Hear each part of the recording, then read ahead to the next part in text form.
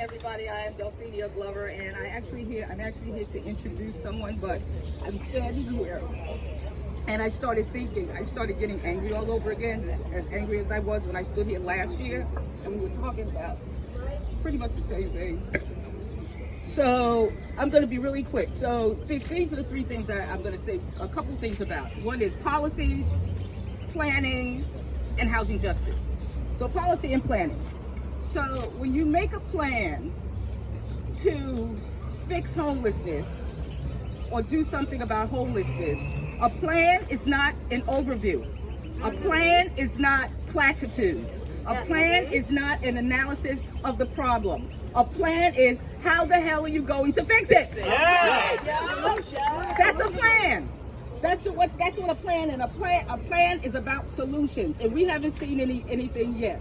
I know that I started a group to put together a plan last year when I was at the Office of the Public Advocate as his deputy for housing. The plan is almost finished. I worked on it with Sulin Lowe and a few other people who may be standing here and other organizations, and we have put together a real plan with policy solutions, where the money's going to come from, and how you fix it.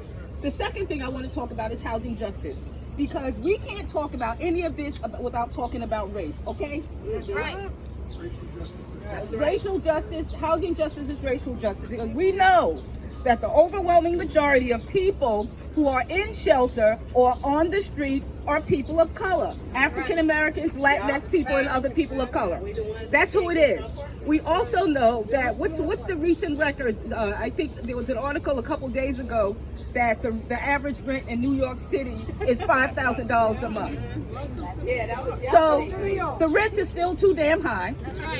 But this is not, I want people to understand, and I'm not a conspiracy theorist, but people need to understand, none of this is by accident. That's right. We have a corporate takeover of real estate happening in this city, in this state, in this country, and it's not by accident. I'm gonna close. I'm just saying these things so you can start thinking, and reporters can start thinking about what kind of questions do I ask when I'm talking to elected officials about what they're gonna do about this issue. Aside from, well, we need some more shelters, or well, no. How do you fix this problem? This is unprecedented. Do you hear me? It's unprecedented. So I'm going to close with a variation of a joke that Chris Rock told maybe sometime this year. I saw it on Netflix. You know how you insomnia, you turn on Netflix. I found Chris Rock. This is not the exact joke, but this is similar. Back in the before the Civil Rights Act, you can go anywhere in this country. And during Red Line, you go anywhere and you can see a sign blatantly say, "No blacks allowed." What's happening now, all you have to do is charge $4,000 a month for a 2-bedroom apartment, and you might as well put up the damn sign. That's right.